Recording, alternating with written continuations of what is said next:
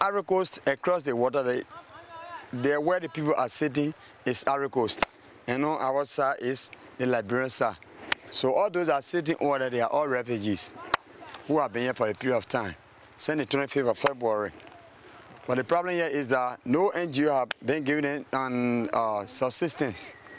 Only with the exception of one church in Zurich, the lady came and brought a bag of rice. According to her, she brought 4 bags.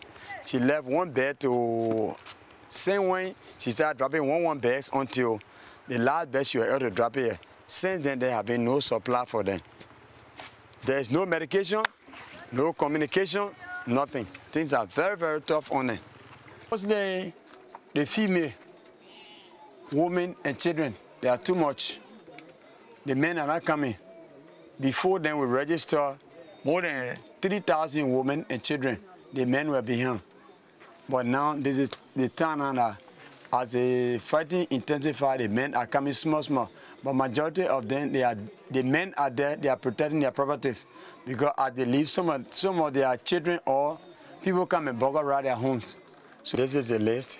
We started recording the refugees. Refugees, Ivorian, Ivorian, Ivorian, Ivorian.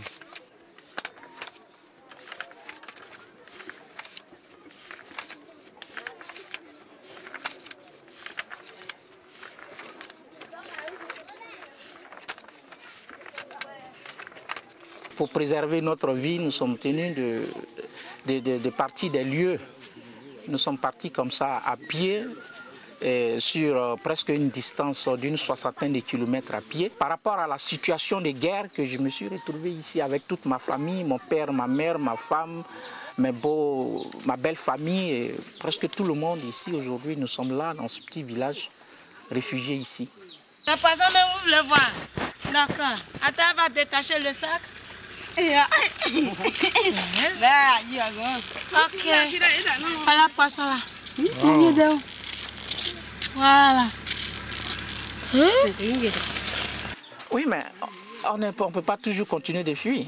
Dès que j'ai traversé la frontière et que je me retrouve dans un pays de paix, je suis tenu de rester là où on m'a accueilli. Et j'ai été accueilli là et je suis là. Ouais, Garo. Voilà. Ah oui, c'est là. Oui, voilà. Ah. Yeah, that one of the citizens in the town. Better tell us your experience about malaria, what you know about it. Les problèmes ici, il y en a multiples, hein, puisque actuellement nos enfants sont confrontés d'abord, ce qui est primordial, c'est l'eau. Ici, presque la pompe ici, elle n'est pas fonctionnelle du tout, puisque l'eau arrive à compte-gouttes. L'eau arrive à compte-gouttes, et c'est ce qui est crucial d'abord et très important dans la vie d'un homme, c'est l'eau. Et c'est ça.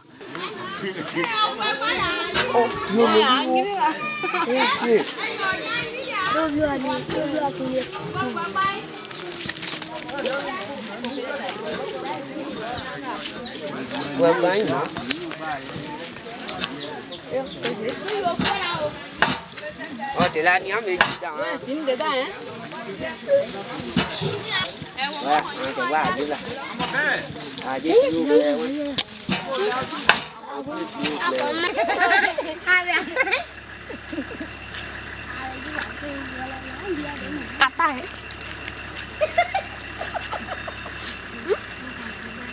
Maintenant, la nourriture aussi au second plan. Nous sommes venus comme ça, hein. Personne n'a prévu ce qu'il vit aujourd'hui. Et nous sommes arrivés comme ça, sans rien, tout démunis, on est là. Et on attend quelque part s'il pouvait avoir une assistance internationale qui puisse nous assister, ça va. Et quand on avance plus loin, aussi peut-être, cela pourrait peut-être arriver, le paludisme, parce qu'on dort ici à ciel ouvert. Il n'y a vraiment pas... Bon, la population qui nous a accueillis, elle n'avait pas prévu notre arrivée ici, donc elle ne vivait telle qu'elle était. Et nous sommes arrivés en surnombre, alors ils sont débordés, ils sont vraiment débordés.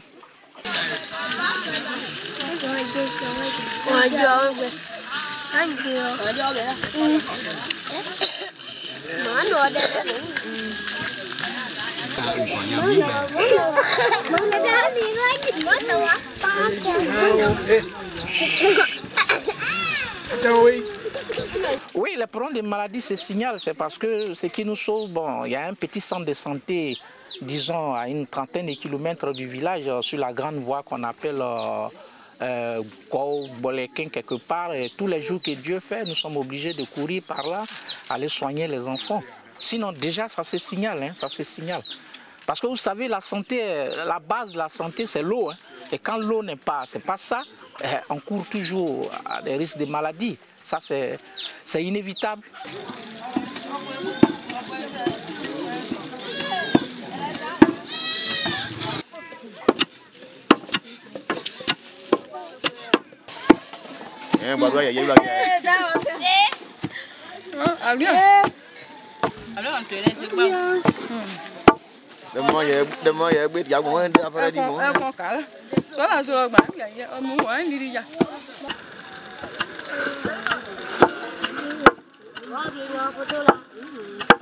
Il faudrait que nous sommes aujourd'hui dans un besoin d'une assistance. Parce que tout compte fait, il faut que nous soyons assistés pour pouvoir survivre. Sinon, nous serons obligés de revenir à la case départ. Vous voyez, quand il y a une guerre et qu'on fuit la guerre, c'est pour ne pas mourir. Mais si maintenant, là où tu te retrouves, où tu dis, bon, au fait, on m'a accueilli, on m'a reçu, c'est pour avoir la vie sauve. Si maintenant, il y a une contrainte autre que le canon que tu as fui, mais ça veut dire que tu vas te retrouver un matin dans une tombe tout malheureux.